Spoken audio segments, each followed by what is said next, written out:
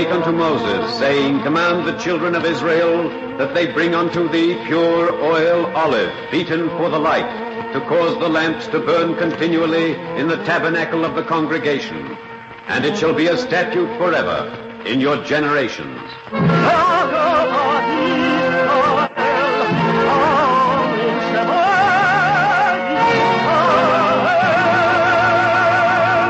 The eternal light.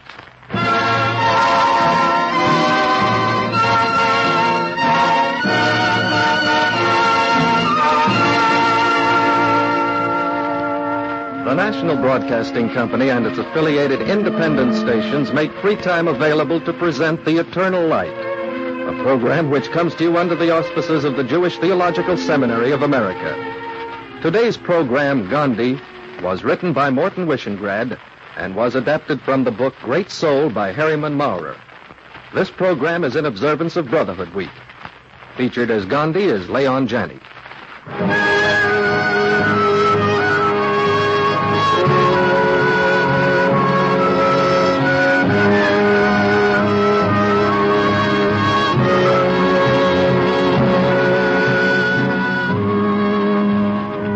Into a world lighted by truth, fed by it, kept alive by it, but yet ignorant of it, there came a man who sought truth, felt it, and declared it. His name was Mohandas Gandhi. Truth is of God, and it is God. It is that which all men see in part without any seeing fully, which all seek without any knowing fully why they seek it. In a world where the strong hurt the weak, this man fought back with truth. He put himself last, hence he found himself first. He wished to be humble, hence he became great. He had the strength of water, which as it seeks a low place, wears away rock and soil and cannot be stopped. But they didn't know that, and so they tried to stop him. Mohandas Gandhi, is there something you wish to say before I pronounce the sentence of this court? What is my crime, Your Honor? We hold you guilty of promoting disaffection. I admit my guilt, but I hold it to be a virtue, to be disaffected toward a government which in its totality has done more harm to India than any previous system. Mohandas Gandhi, it is my duty to sentence you to 6 years' imprisonment.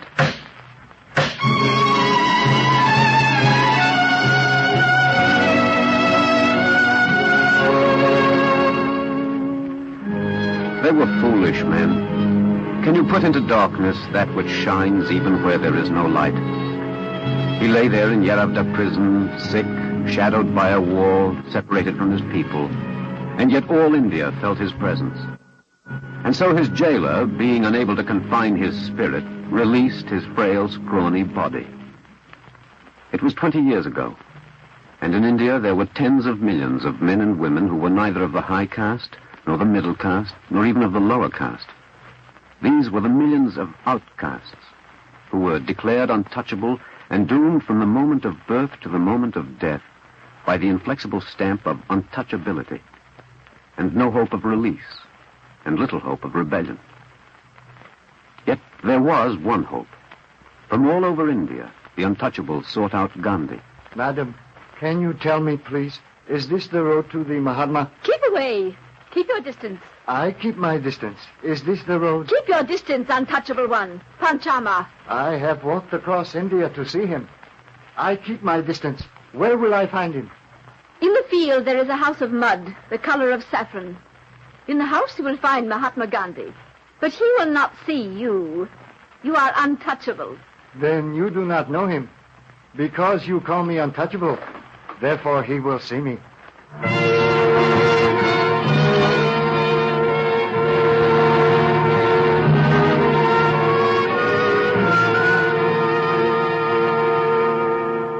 Who is there?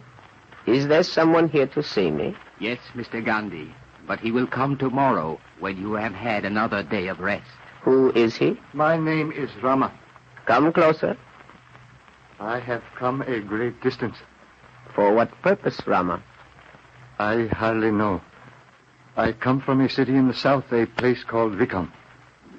I am untouchable. Rama, what is your occupation? I am a cleaner of roads.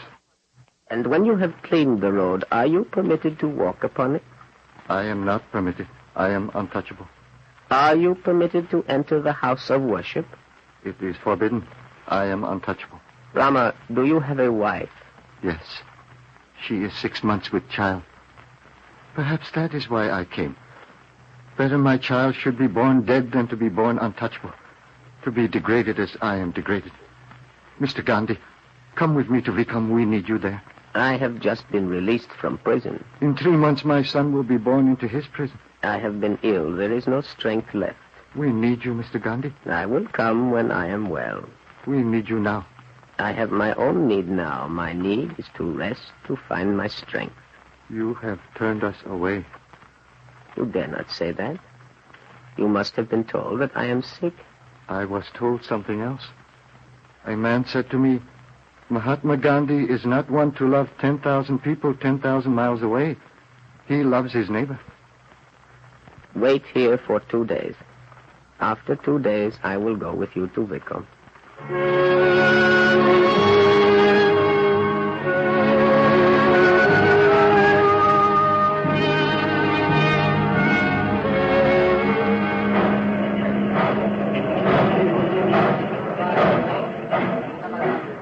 Mr. Gandhi. Colonel, this is an unexpected pleasure. It had not occurred to me that I would be met in Vikram by one of His Majesty's officials. Mr. Gandhi, is there some place where we could withdraw for a moment? I am sure there must be, Colonel, but why withdraw? I have a matter to discuss with you, a matter of some importance. Yes? I should prefer a more private place than a railroad station. I am very comfortable here. You have something to tell me? Mr. Gandhi, you are not wanted in Vikram. I am not, Colonel. No. I regret to inform you that your presence here in Vikram is deeply resented. By whom? By the better classes. The richer classes? The same thing, Mr. Gandhi. No, Colonel, but we shan't enter into debate. I am rather tired. Forgive me. I shall call on you another time. Do so, Colonel. Thank you. Or perhaps Mr. Sadhu will call. He's a rather important figure in this community. Yes, I think you may expect a call from Mr. Sadhu.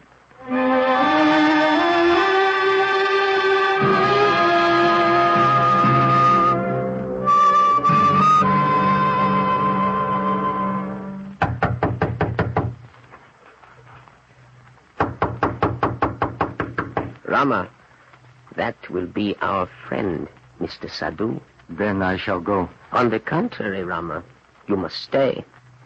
Kindly open the door for Mr. Sadhu. Very well. I will not mind to go away. But I will mind, Rama. Let Mr. Sadhu in. Will you please come in, sir? I have been expecting you. I cannot enter this room. Why not, sir? That creature by your side. You mean this man? He is Panchama, untouchable. His name is Rama. You two should know one another. He cleans your finest highway. Mr. Gandhi, if you came to my house, I would not insult you. Mr. Sadhu, you have come to what is my house. Why do you insult my friend?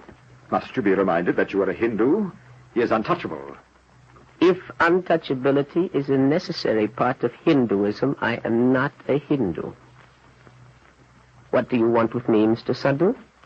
Send that man away and I will tell you. Rama stays with me. Very well. Mr. Gandhi, you are a visitor here. I must remember to be hospitable. I come to you with a gift of hospitality from the better caste of Vikram. What kind of a gift, Mr. Sadhu? A gift of rubies and pearls. See, Rama, they worry about you. They worry enough to wish to bribe me. My dear Mr. Gandhi, this is insupportable. Is it, Mr. Sadhu? Then give your rubies and your pearls to my friend Rama. There are men and women in India who need bread. You and I have no right to anything until the millions of India are fed and clothed. I will not be harangued by a vile demagogue. Then go away, Mr. Sadhu. I do not keep you. Mr. Gandhi, I've come to warn you. Then warn me and go away. Have no fear, Mr. Gandhi. Custom is custom, and no one like you will set custom aside. The custom of untouchability remains. No, Mr. Sadhu. I say it remains. No, Mr. Sadhu. Tomorrow, my friend Rama will walk on the public highway. I warn him not to do so. Thank you. Tomorrow, my friend Rama, the untouchable, will walk on a public highway of India. You may tell that to your friends, Mr. Sadhu.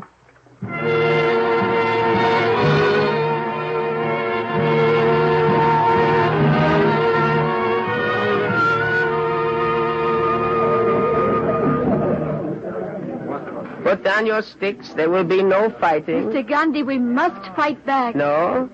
I am a woman like other women. I may not dress as other women do. I may not enter the house of worship with them. I have no privilege except pain and suffering. It was so for my mother and my grandmother. Not for me. I fight. Not with sticks, not with clubs, not with your fists. Mahatma Gandhi, what other way is there? No force, no violence.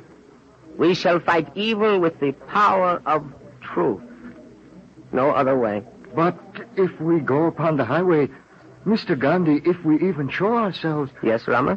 They will come with their police. Let them come, Rama. And not resist. And not resist. They will strike with their clubs. Accept their blows. Mr. Gandhi, we are human beings. Who receive a blow must return a blow. We are fighting for the truth that all men are brothers. All men. Relatives and strangers, countrymen and foreigners, white and colored, Hindus, Muslims, Parsis, Christians, Jews. For this truth you dare not shed blood. I propose that you disobey the regulations which degrade you and pronounce you untouchable. I ask you to violate those laws deliberately, but not with hate in your hearts. What shall we do? Tomorrow you shall go upon the public highway. Whatever the consequence of your going, you will not raise your hand. You will not protect yourself against the club. You will resist only with the great truth that you are human and capable of love. I will go with you tomorrow.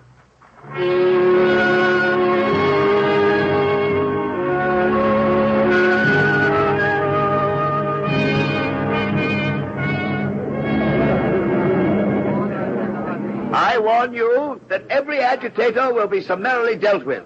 The government will countenance no disorder.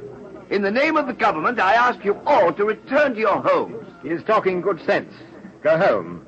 I go home by means of the public highway. For the last time, go home. Mr. Sadhu, if you will step to one side, I wish to place my foot upon the public highway. Mr. Gandhi, if this man... Yes, Mr. Sadhu, Rama is a man. If this untouchable sets foot on the highway, I shall strike him down. He will not strike you back, Mr. Sadhu. Come, Rama. Let us both walk upon the highway. Untouchable, where are you going? Upon a public highway of the city of Vikom. Go no further. This is as far as you go. I shall go the entire length of it.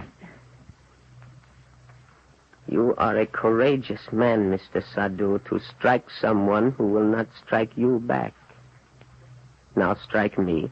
Go back where you came from, Mr. Gandhi. Take your scum with you. Rama, are you ready to walk further? I am, Mr. Gandhi. Then come. We walk. Hit me again, Mr. Sadhu, because I take another step. Again, Mr. Sadhu, I take a fourth step. Mr. Gandhi, he uses a club. Allow us to fight back. We are fighting back. We fight without violence. Rama, my good friend, do you still have courage to fight with truth? Yes, Mr. Gandhi, I will... Rama! Mr. Sadhu, you and the club in your hand have won a great victory. Someone, help me with Rama. He is bleeding.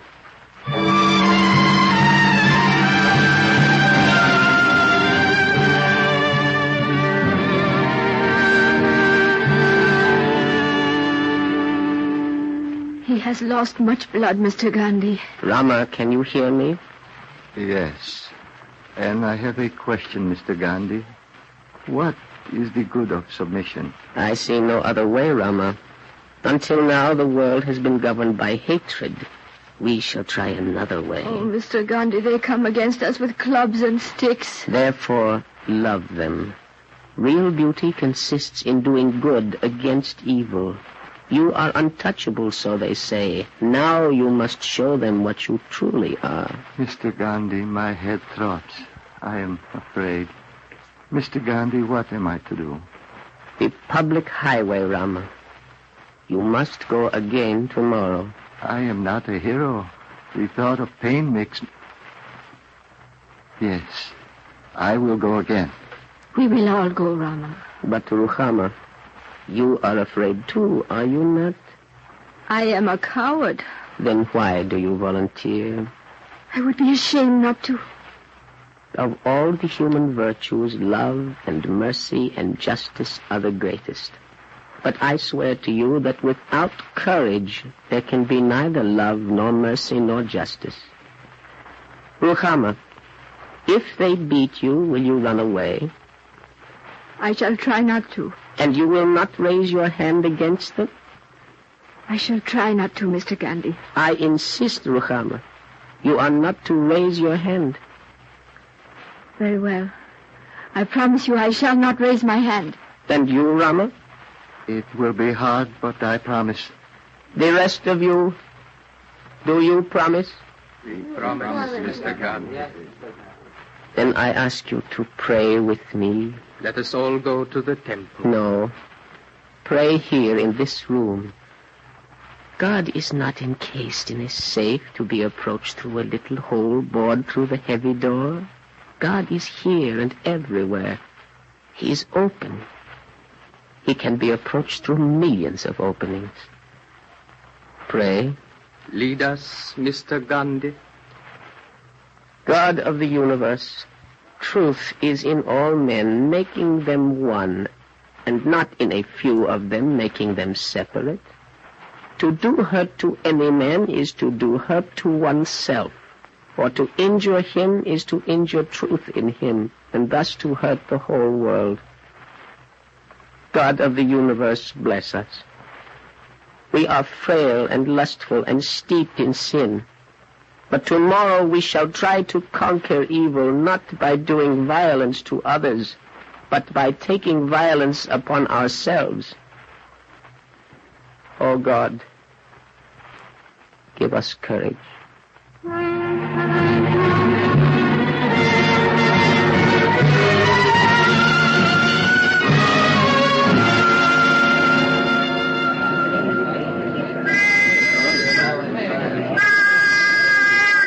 I call upon this assembly to disperse and return to your homes. Mr. Gandhi, I order you to instruct this mob to refrain from any violation of the law. What is the law, Mr. Sadhu? You know the law. Mr. Gandhi, you may enter upon the public highway, but the untouchables with you are forbidden. And if they choose to ignore the law because it is a wicked law and an immoral law? They will be imprisoned. Rama, will you answer Mr. Sadhu? Mr. Sadhu, I am ready for imprisonment. Do not be so ready. Your wife will be imprisoned. She is ready for imprisonment. Your brothers and sisters, your children. They are ready for imprisonment. Mr. Gandhi, you are gambling with the lives of all these people. No, Mr. Sadhu. I am gambling that truth is active and alive in the world of men. The untouchables of the city of Wickham are gambling with truth. Constable, are you ready? I am, Mr. Sadhu. Constable, I am untouchable. Look, I enter now upon the public road. I place you under arrest. I place you under arrest. I place you under arrest. People, do not push. And you. Be patient. Await your turn and step forward on the highway. There is no need to push. You will all be arrested.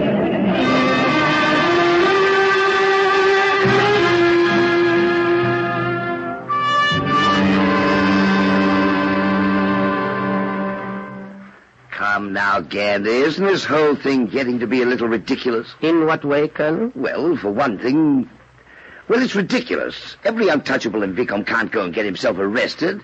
Why not, Colonel? Because there aren't enough blooming prisons in all of India, that's why not. May I suggest a simple solution? Yes?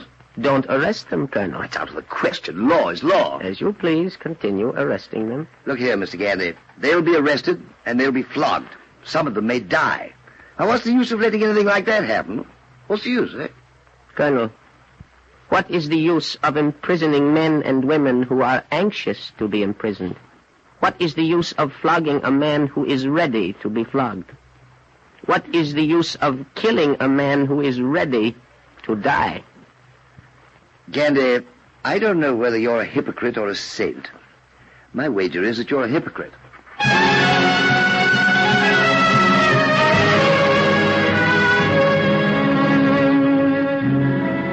This happened in the city of Vikom 20 years ago. The untouchables of Vikom walked upon the highway and were imprisoned. Great numbers were imprisoned until there was no space left, whereupon new measures were taken. Captain, you will station your police constables along the road. Barricade each entrance to the road. And Gandhi answered in his own way. I ask the untouchables to stand day and night in front of the police. Plead with them. Pray for them. Day and night. Here now, how long can you beggars stay here? For as long as you block the way to the public road. Now, you're all reasonable people. 6 months are a long time to stand. 6 whole months. 180 days. Now, please go home.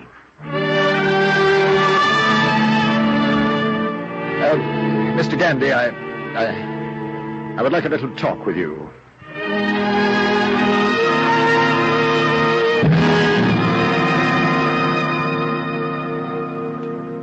It was the triumph of Mohandas Gandhi, the triumph of nonviolence. For more than a year, the untouchables had stood and prayed. More than a year of days and nights, of hot sun and floods, of hunger and thirst, the condemned, the degraded, the untouchable. All right, Mr. Gandhi. We cannot stand it any longer. Tell them that the highways are open to everyone.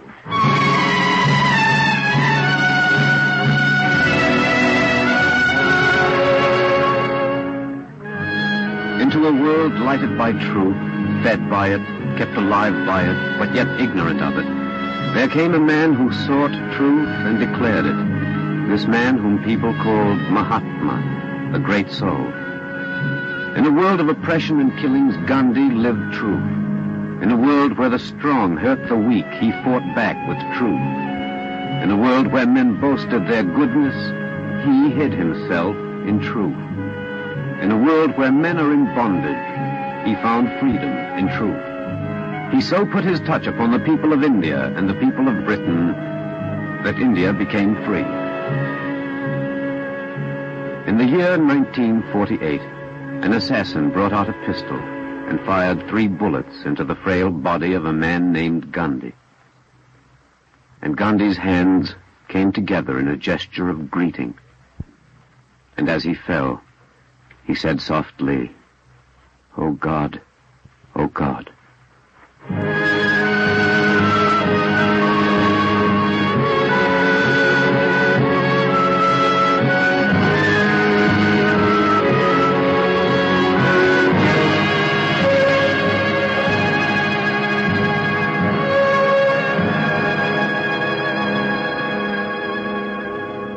If you would like a copy of today's script, please send your name and address with 10 cents to cover the cost of postage and handling to The Eternal Light, 3080 Broadway, New York 27, New York. And now we take pleasure in presenting Dr. Ernest Cadman Caldwell, President of the University of Chicago and Chairman of the National Conference of Christians and Jews Brotherhood Week in Chicago. Speaking from Chicago, Dr. Caldwell. The great religions of America share with Gandhi the belief that there are no outcasts. Protestants, Catholics, and Jews worship a God whose concern for man is not limited to any class, nor bounded by any frontier. Among the services which religion can render to this democracy of ours, none surpasses this: to fight prejudice and suspicion, and to support the sense of unity in our common membership in the fraternity of man. It is therefore appropriate, on a program devoted to Gandhi, to call attention to the celebration of the week of George Washington's birthday as Brotherhood Week, a program sponsored by the National Conference of Christians and Jews to win the support of more and more Americans in its struggle against prejudices. Our prejudices weaken us in every aspect of our life. Prejudices are inefficient in production, for they kill teamwork. Prejudices arrest skills and talent, for they stop individual development. Prejudices destroy group morale, for they kill the spirit. In the last 2 decades, we have witnessed a nation which let a man mentally sick with prejudices organize followers without hindrance. Hitler's anti-Christianism and anti-Semitism destroyed the industrial life of both organized labor and management, the banks, the factories, and the farms, the laws, the religion, and the morality of a whole country. This week, the National Conference of Christians and Jews is asking Americans to enlist against prejudice. Its program is an engineering job in human relations. It hires research scientists to get more facts, teachers to guide more children and parents, writers of materials for churches and synagogues, program engineers and field workers for the civic organizations which 100 million Americans join, and social scientists and personnel experts to work with labor and management on intergroup relations. The entire program is concentrated on the construction of better human relations. Brotherhood Week is the beginning of a year-round program, for brotherhood is a skill which must be learned and practiced 365 days a year. Whether you are Catholic or Protestant, whether you are Jew or Christian, resolve today that you will learn the lesson and practice the skill of brotherhood. Thank you, Dr. Colwell. Our Eternal Light drama today, Gandhi, was written by Morton Wishengrad and adapted from the book Great Soul by Harriman Maurer, and was presented in observance of Brotherhood Week. The music was composed and conducted by Morris Mamorsky. Cantor David Putterman sang the liturgical introduction. Featured as Gandhi was Leon Janney, and Alexander Scorby was the narrator. The production was under the direction of Frank Papp. Free time to present the Eternal Light is made available by the National Broadcasting Company and its affiliated independent stations. This program is presented under the auspices of the Jewish Theological Seminary of America.